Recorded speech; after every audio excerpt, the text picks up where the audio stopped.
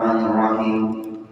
Alhamdulillahirabbil alamin wassalatu wassalamu ala asyrafil anbiya'i wal mursalin sayyidina wa maulana Muhammad wa ala alihi wa sahbihi wa barik wa sallam ajma'in. Rabbi shrah li sadri wa yassir li amri wahlul 'uqdatam min lisani yafqahu qawli. Alhamdulillah wa syukurillah, selalu kita panjatkan syukur kepada Allah Subhanahu wa taala. Pada pagi hari ini kita masih diberi Allah kesempatan hidup dalam melakukan kebaikan.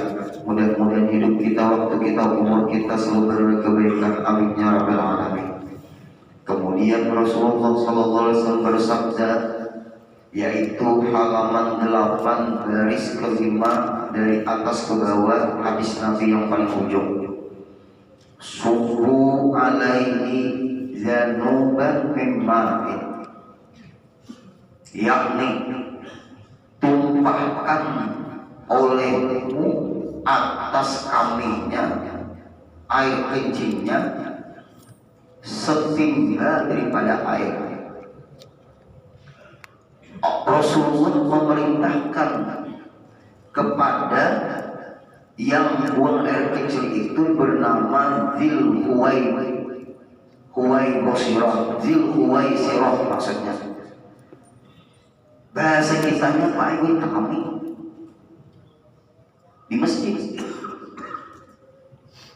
Lalu Rasulullah subuh, kata Rasulullah, hadis Rasulullah, subuh tumpahi air atas kencing tadi, tumpahi air atau tumpahkan oleh kamu atas kambingnya itu setimba daripada air.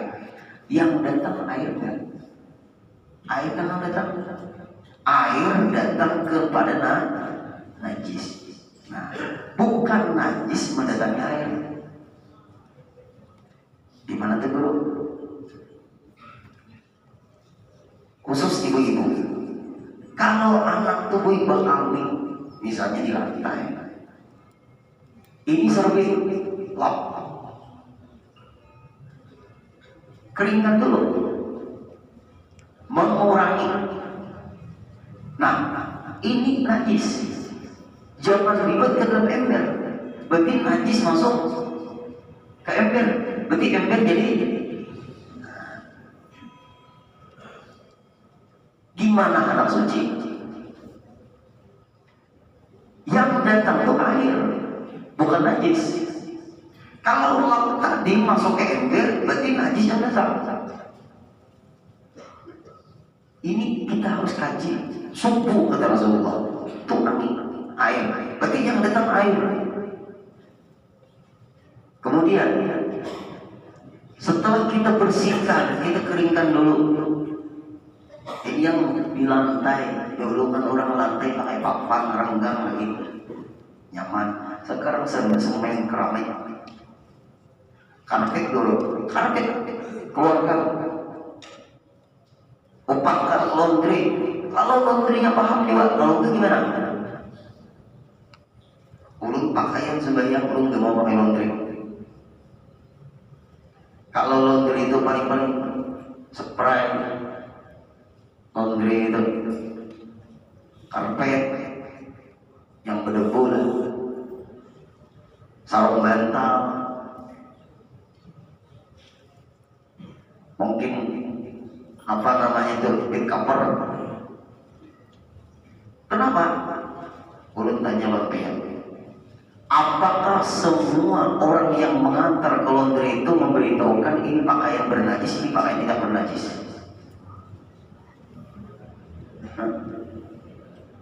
Enggak ada kan? Apakah di laundry itu bertulisan mohon untuk diberitahu pakaian yang bernajis? Pakai ilmu, hidup ini pakai ilmu, bukan pakai pemikiran. Pemikiran kita diatur oleh ilmu. Kalau kita Pak Ibu meletakkan, menyerahkan pakaian dari laundry, Allah kan mengkritik laundry, ini yang salah, yang mengkritik ini, yang benar kita dukung.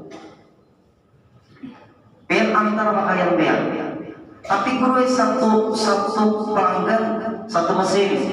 Pertanyaannya, Mesin itu kan bekas pakaian orang, kemudian airnya dikuras. Ulun tanyakan, dibilas enggak? Nih ibu-ibu yang di belakang ini, kira-kira dibilas enggak bu pakaian bekas mencuci pakaian orang itu? Mesin cucinya tuh dibilas enggak? Ini kada serempak nih mas. Apa bapak-bapak yang di belakang dekat dinding tahu apa jawaban ibu-ibu apa? Enggak. Apakah yang dicerahkan ini bekas kencing anak? Kadang-kadang pempresnya gede pas lagi buat dalam mesin cuci. Belum pernah ibu melihat waktu ngantar bed cover.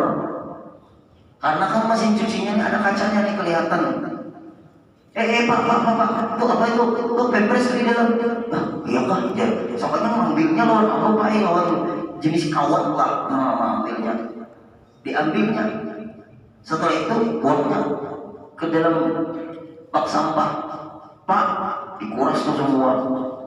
Parfumnya sudah baik, lawan sabunnya, rugi, mantap luputnya. Sejak itu nggak lagi belum di situ. Berarti ini sembarangan nih. Seluruh pakaian-pakaian yang di dalam mesin cuci itu, gara-gara satu pakaian yang bernajis jadi najis semua. Nah, lalu muncul pendapat-pendapat. Guru Din, itu guru dinai beberapa kali bilas. Berapa kali membilasnya? Satu. Itu guru dinai sudah di parfum. Apakah parfum bisa menghilangkan najis? Parfum hanya menghilangkan bau, bukan menghilangkan najis.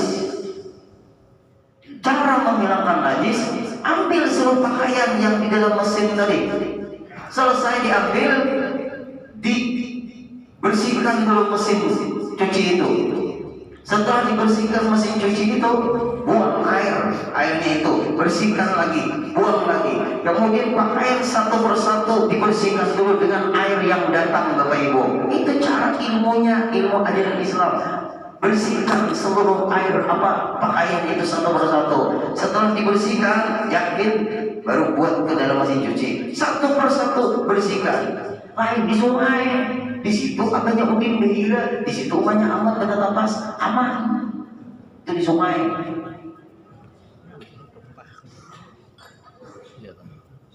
Ini masalahnya. Minta maaf, orang di sungai aman. Di situ Jamban orang membuang air besar, di sini mencuci pakaian aman. Tapi beli taksi kuningnya lewat, asal jangan kena. Aman. Yang sering-sering melaundry, ayo melaundry juga. Tapi yang orang melaundry bukan jenis pakaian untuk dibawa sembahyang, apalagi jadi imam.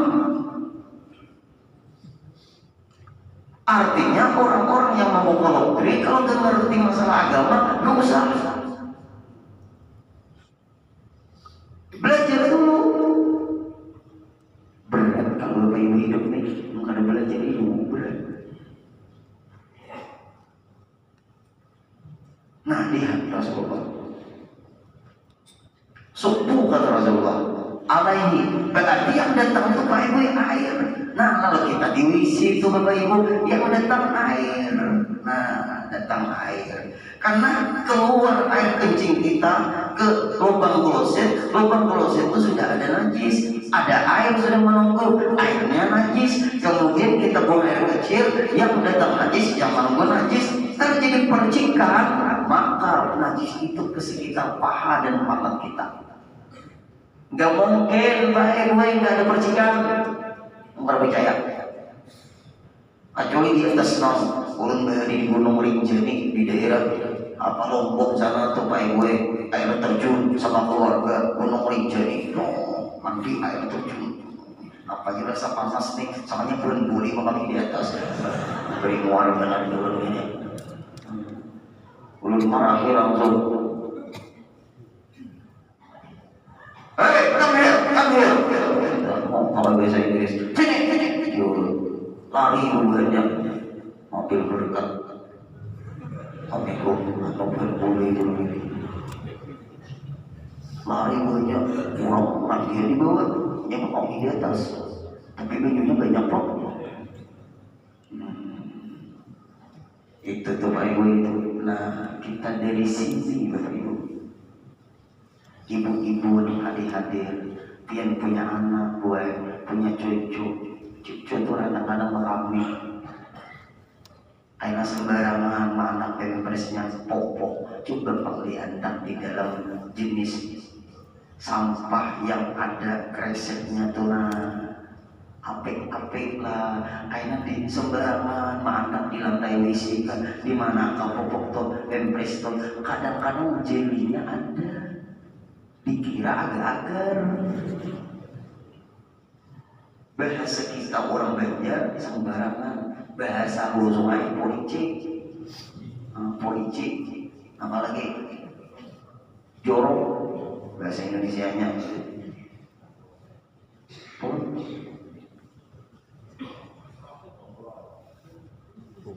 Apa? Ngumpul. Jadi paham lah. Pahami kalau yang dipahami itu kan banyak punya kosakata ini. Nah ini masalahnya di sini. Ayo, itu masalah mungkin itu. Nah, kemudian kita lihat Rasulullah ini kata-kata beliau singkat tapi padat. Itu Rasulullah. Allah sedikit bicara, dalam tapi puas, singkat padat. Itu Rasulullah. Allah wa dalla. Allah sedikit, dalam jelas. Sedikitnya di sini Bapak Ibu, subuh tumpahkan oleh kamu atas kaminya. Nah berarti akhir yang datang.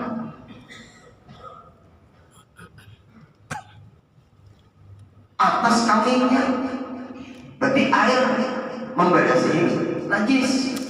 Setimba, nah setimba itu tergantung setimba. Jangan setimba dipahami secara tekstual. Berarti sagayungnya belum tentu dia tidak ada. Setimba pada air maka adalah membasuh dia dengan air itu wajib dengan disuruh Nabi kita Nabi besar Muhammad Sallallahu Alaihi Wasallam. Air dulu Bapak Ibu. Rasulullah hidup di mana? Ada pasir. Rasulullah hidup di mana? Mekah gersang zaman itu. Sekarang enak berkat ada Zam-Zam di sana. Enggak pernah stok air Zam-Zam itu. Dalam kitab-kitab itu mengalir dari surga. Sampai ahli-ahli arkeologi enggak menemukan sumber air ini dari mana.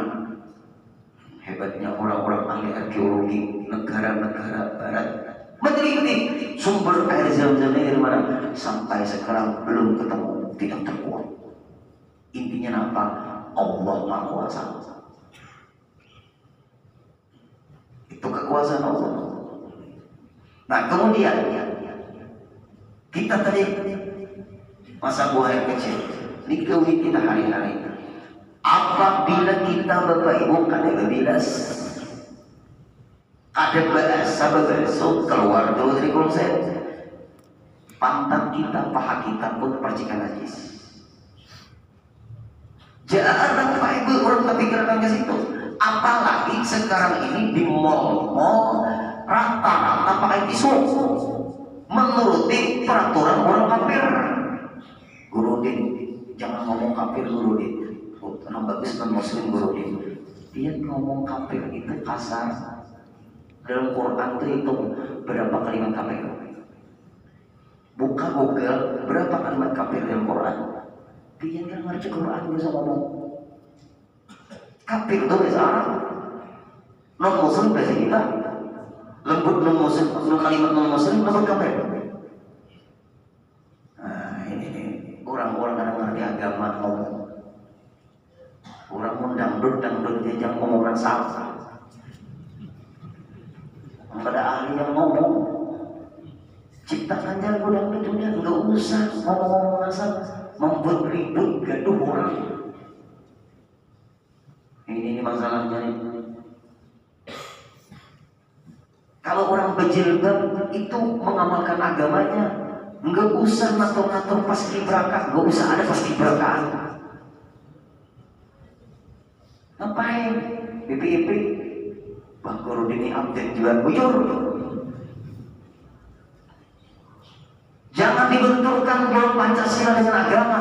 Sebelum ada Pancasila, orang yang beragama sudah berjuang untuk memerdekakan Republik Indonesia. Alhamdulillah, itu Al-Fakir pejuang juga. Tuh, yang muka itu berbendera, yang Mesir itu. Oh, ada tahu juga asalnya, itu pejuang juga mati perang dari Gurudin aja itu. Ayo. Jangan ditabrakan Pancasila dengan agama. Kalah Pancasila dengan agama. Pancasila itu produk manusia, agama ini milik Allah. Mati-matian memperjuangkan Pancasila. Orang dulu kuat-kuat agama, lalu merumuskan Pancasila. Nah, makanya ada ketuhanan yang maha esa. Kalau kita diem, jalur nama ahli-ahli IT, orang-orang yang punya HP nama ahli-ahli, kritik bukan menghina, mengkritik boleh, nggak usah ada paskibrakaan. Kalau masalah jilbab dipermasalahkan, jilbab ajaran agama, bukan budaya, bukan Quran. Kalau ada punya keluarga anggota paskibraka, lepas, stop, pulang. Sekalinya ujian habar karena kekuatan kritikan, pindahnya bapak rudong pulangnya. Nah, bagus. Nah, kita harus perang. Kita ini perang opini Pak Ibu. Kita ini perang ideologi. Kita ini perang urat saraf. Ayo, hati itu gunakan. Kita mengalami perang urat saraf, perang ideologi, perang opini. Orang menunggu bereaksi enggak? Kalau nggak ada reaksi, bahaya. Nanti akan dimunculkan setiap anggota paskibraka nggak boleh pakai jilbab, karena jilbab budaya orang Arab. Kalau karena diamnya kita, biar jangan diam. Anda di status tentang ahli-ahli yang punya ID atau Facebook, Anda di Facebook jilbab ajaran agama Islam. Jangan ditabrakkan Pancasila dengan ajaran Islam, karena yang merumuskan Pancasila banyak orang-orang Islam. Sebutkan siapa-siapa orangnya. Nah, karena ulun dari jadi guru P4, pedoman penghayatan pengamalan Pancasila. Ulun pernah menata 2 baru-baru masuk pesantren rahal ada guru. Disuruh guru din tata mereka penataran P4 3 hari ospek dulu zaman ulun Bang, tahu bahwa ini masih lagi ospek dulu 3 hari penataran P4. Kalau suruh hafali pembukaan dasar undang-undang 1945. Jadi bujur-bujur yang kayak baik jadi guru PMP 2 pendidikan moral Pancasila. Wah, ini Pancasilanya ada moralnya ada. Ulun senang sampai ibu kalau kita bicara tentang ideologi negara. Dan ulun hendak berdebat dengan ketua BPIP ini. Hendak berdebat ulun nih, semua tentang debat juga kita tentang Pancasila. BPIP, Badan Pembinaan Ideologi Pancasila. Ayo kita bicara tentang ideologi negara. Paling-paling orang tanya, siapa yang merumuskan Pancasila? Dari mana orangnya? Agamanya apa? Itu aja dulu. Belum sempat tanya itu. Bapak asli dari mana? Siapa pahlawan di negeri Bapak? Di negara apa? Di daerah Bapak? Itu aja dulu. Bertanding, hanya bertanding menghafal Quran.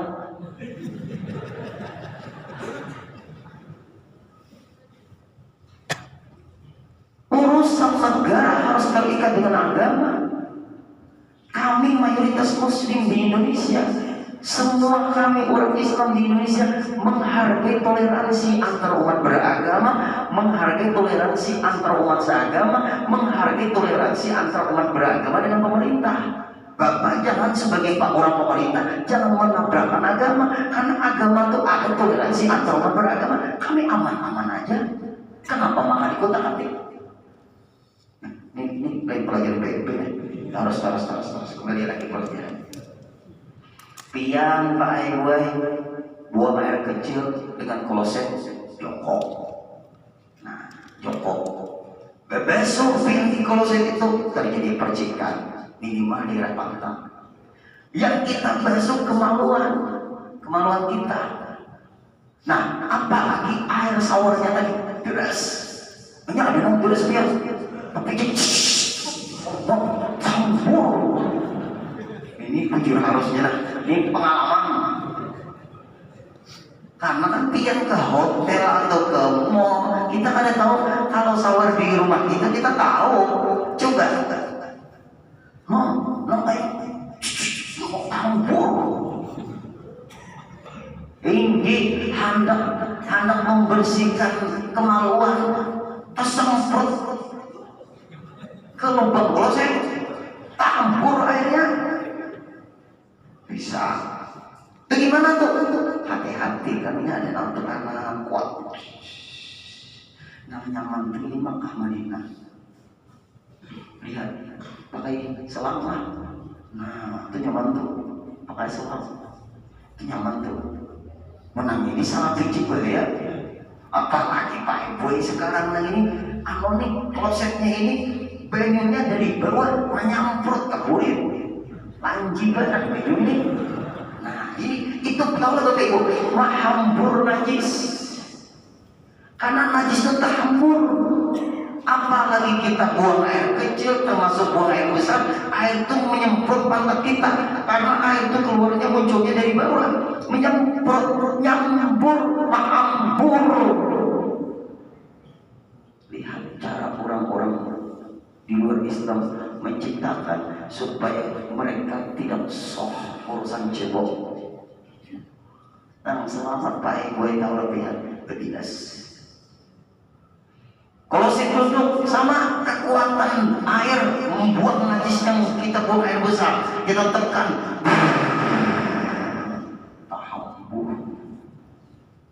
kita bersihkan kemaluan kita bersihkan belakang tubuh kita bersihkan. Tapi kada berbilas pernah juga itu. Nak sarapan berbilas.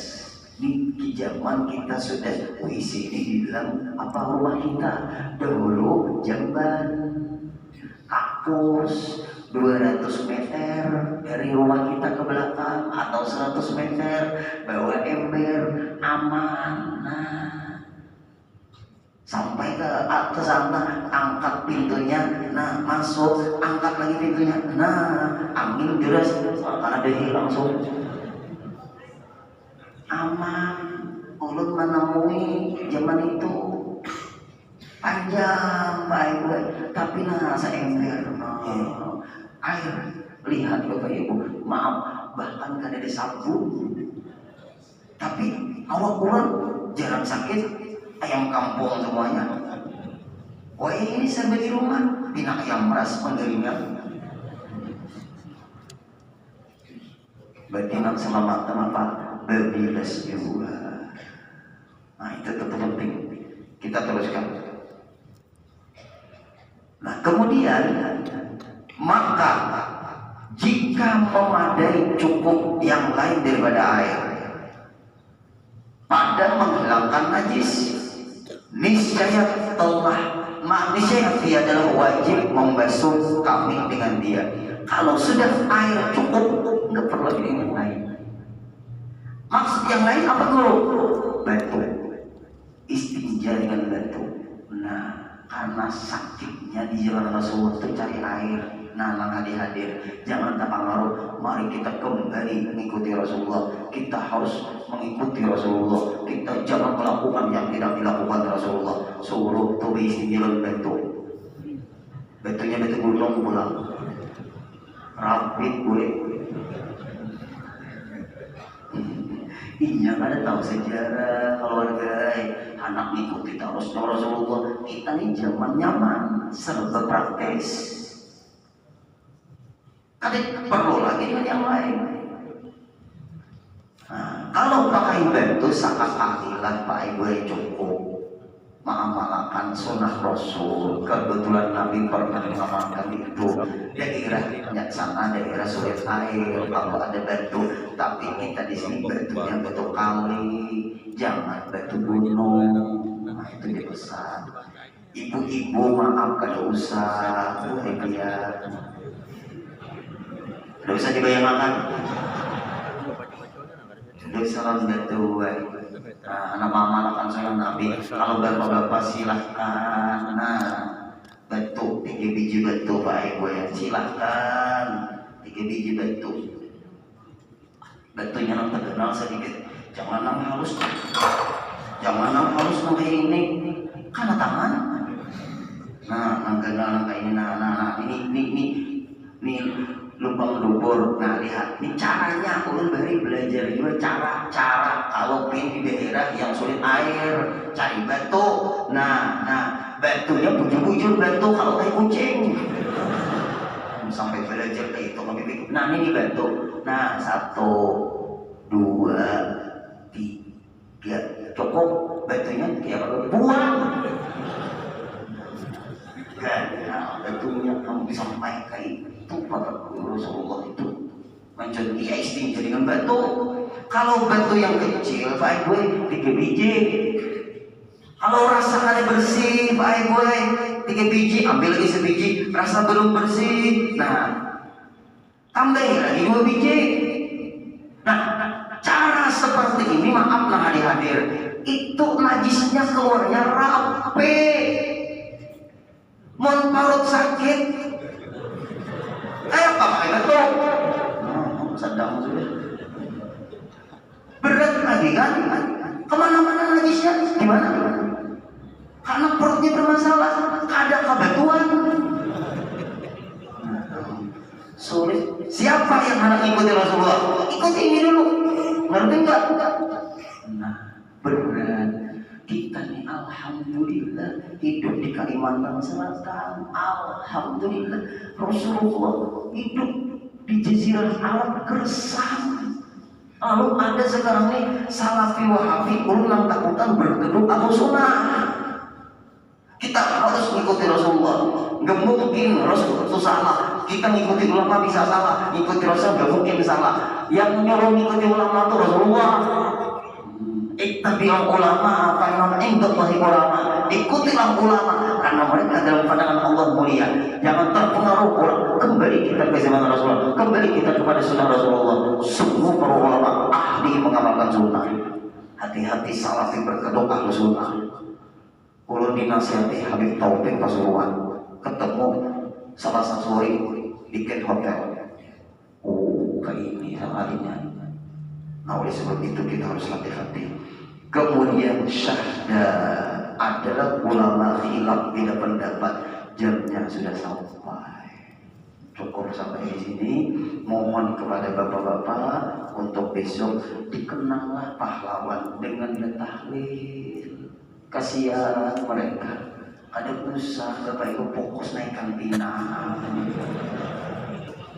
Kalau mati diguburi umurnya di atas.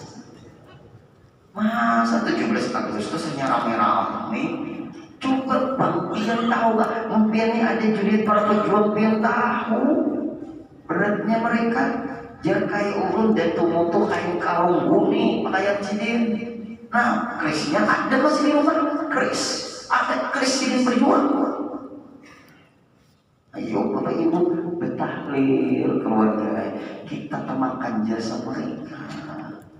Jangan pikiran naikkan memakan kerupuk, nang bibinya, nang lakinya di dalam satu sarung, nang bibinya di sini, nang lakinya sini, kerupuk di sini, memakan kerupuk, luput kerupuknya, kecium, lanjiu panitianya.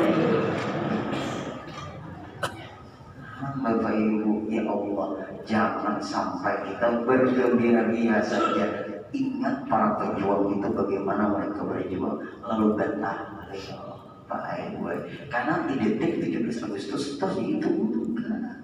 Ulun di pengajian ulun tahlil, kita tahlil aja tuh. Mudah kita dapat berkah. Amin. Al-Fatihah. Iyyaka na'budu wa iyyaka nasta'in. Allahumma innaka an'amta 'alaihim wa al-maghdubi 'alaihim wa al-dhalin. Wa'fu 'anna ya karim, wa'fu 'anna ya rahim, wa'fu 'anna ya arhamar rahimin. Allahumma anfa'na bima 'allamtana wa 'allimna ma yanfa'una wa zidna 'ilma. Alhamdulillahi 'ala kulli hal wa na'udzu billahi min hali ahli an-nar.